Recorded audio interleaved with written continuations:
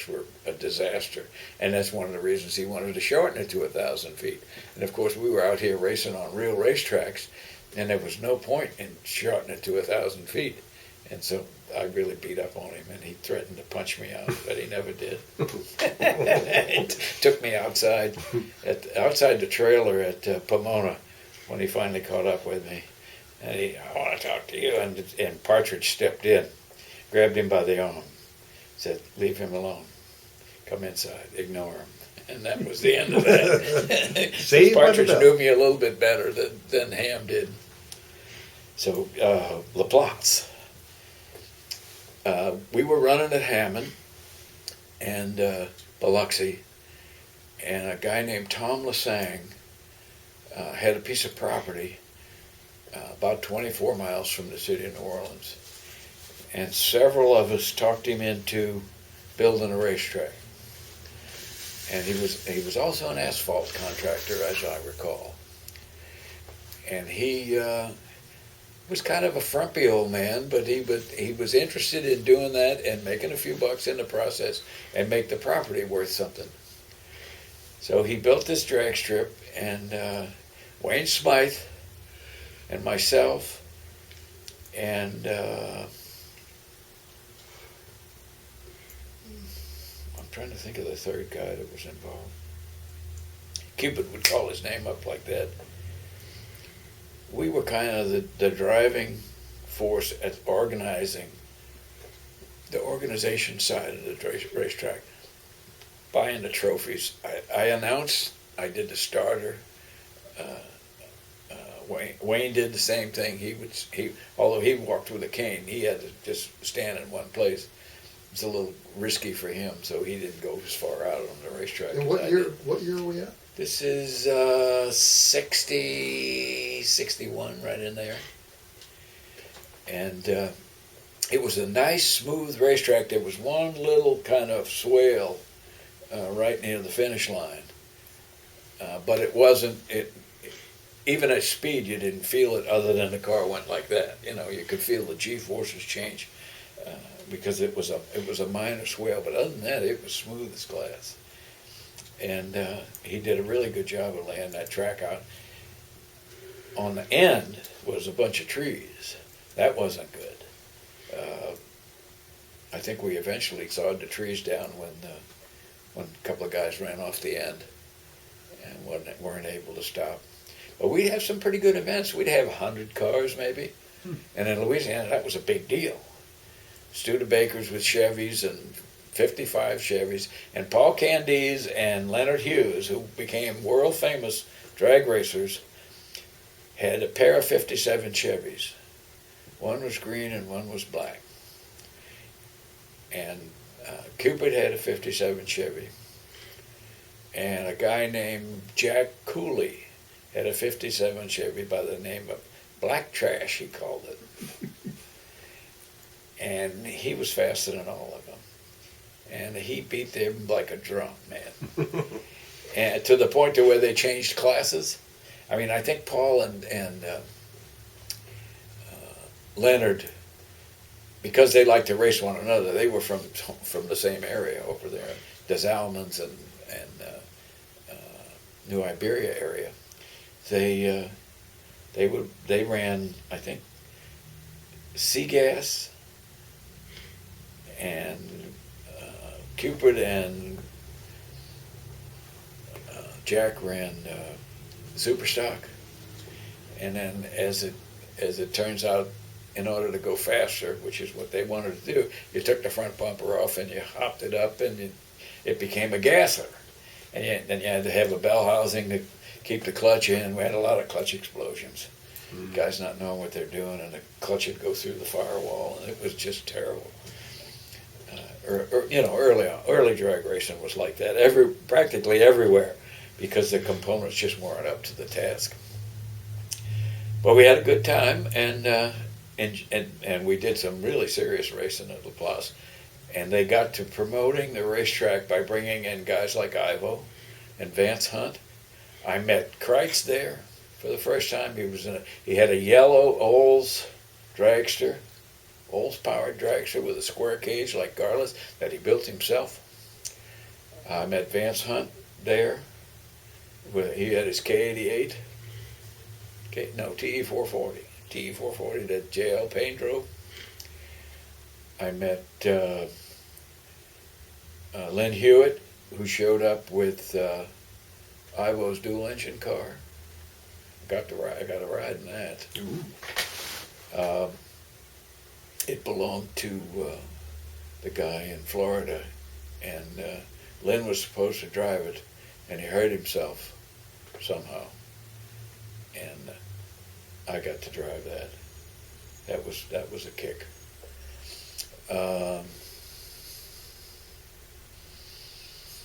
What other racetracks? When I left, Biloxi, Laplace, and Monroe. Monroe had started up. That's where Cue Ball got killed. It was in Monroe. It had started up, but I'd never gone there. There were a couple of tracks in Mississippi and a couple of tracks in Alabama.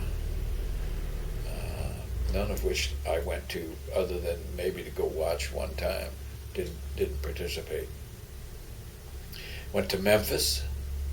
That was a nice track, and it turned into a national event facility. It was pretty neat. Bristol, went to Bristol. Again, Bristol was great because you could hear the thunder. Man, it had trees on this side and stands on this side, and the noise bounced back and forth, and it was terrific. No question about it.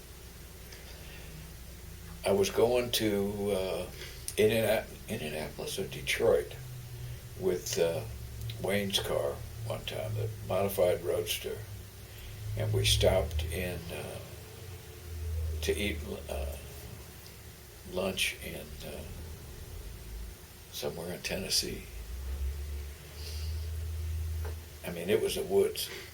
And we got, when we got out of the car, these guys came over and had to look at it, of course. And they said, "We want you to come to our racetrack." So, well, we're headed so-and-so, but we'll be back. We're coming back through. So we stopped there on the way back, pick up $50 or so, whatever they'd pay us. But the drag strip ended at the finish line, and the shut-off area was grass. and with gravel in it, but it was essentially grass to where if you put the brakes on, you're gone. Anyway, we decided not to do that, and that was an opportunity to make a few bucks, and we turned it down. Wise decision. Karnak, Texas was another little drag strip it was a personally owned runway, where people did. They had their house and the airplane at the house, and took off this little runway. And it had a dirt shut-off area, but it was gravel, so you could run down there and in a stock car or something like a stock car, and still get it shut off, because it was long, but it was gravel. It was not asphalt. It was really that was a good time. We had a good time over there. I think I won my first trophy there. But we never took the trophy. We always sold it back to the racetrack for whatever money we could get, because the parts were so scarce and expensive, and we turned every dollar we could, living from hand to mouth on peanut butter and jelly and stuff like that. Mm-hmm. So, Great stuff. those are the good old days. I like the fact that the early drag race, I'm glad that I was part of that early start, because it was like a picnic. You went and you gathered, and you, instead of foot racing or ring toss or whatever you do at a picnic, you brought your car and you raced one another. That's what it was about. How it became where somebody would pay to see it is beyond me. I don't understand that. Because you talk to most of the racers from that era, they won't go to the racetrack. If they can't get out there and do it, they don't want anything to do with it. And then along came the reunion. and brought everybody that wouldn't have anything to do with it out of the woodwork just so that they could hang around with their pals. Yeah. And that is the high water mark for me. Yeah. I really love that. No question about it. Yeah. So there you have it, kid. Any other Southern California tracks? Southern California tracks, I mentioned them. They were essentially Fontana. Fontana. The only thing wrong with Fontana was the wind. If you you took a chance going to Fontana because there was a chance that it was a Santa Ana condition and the wind would blow 40, 50 miles an hour out there. And you opened the chute and it pushed the car backwards. So that was the drawback with Fontana. And it was dirty. The pits were dirt. And where there was asphalt, it was all broken. But a good place to race and a good place to night race because the air was good. Nothing like Long Beach. Long Beach was the best there was. Orange County was good, but didn't have the tight feeling you had at Lyons. The camaraderie at Lyons was something else. Irwindale didn't have it, but it was close. And Orange County didn't have it, but close. The Lyons was by itself. San Fernando was so small that not many people came out. I mean, you might have had 150 people in the stands and 20 or 30 of us racing. Would you say that that's the case? Right. And it was a 3-hour show on Sunday afternoon. And for the unmuffled cars. yeah. And the rest of the guys they could run all day. But for the open header cars, noon to 3 o'clock. Riverside.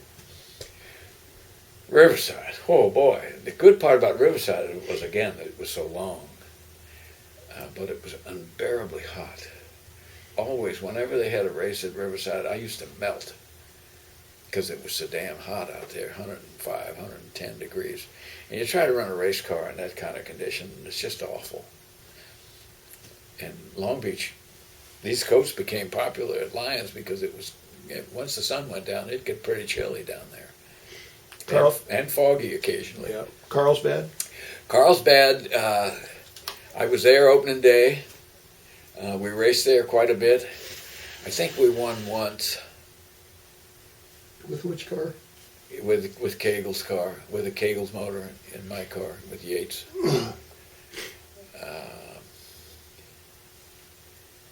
But nice facility.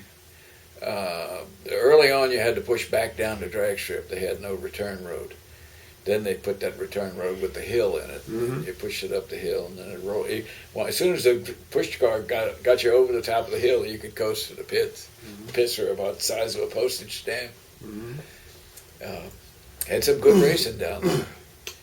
That's where we blew up the blower on the starting line racing Leroy Goldstein in Blair's car. Did you ever get down to Ramona? I did not. I'd never been to Ramona. And I only went and saw Colton when it wasn't running. Ward and I were driving around, and he says, "This is where Colton was." And I said, "Well, let's go look at it." And we went over there, and he showed me where it was. I went to Santa Maria one time with Ed's Muffler, which was before Wayne King owned the car. Phil Bellamy was a principal in that racetrack. Only was there once.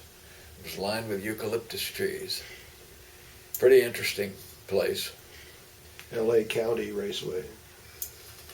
Palmdale. I went out with the Sandoval brothers when they ran the Scoundrel at the racetrack, but I don't remember much about the racetrack itself because they were struggling with that car, trying to get it to run, and that's what I concentrated on. I think I went up and watched it run, but that was the only car I went and watched run. The rest of the time we're standing around in the pit trying to figure out what was wrong with it.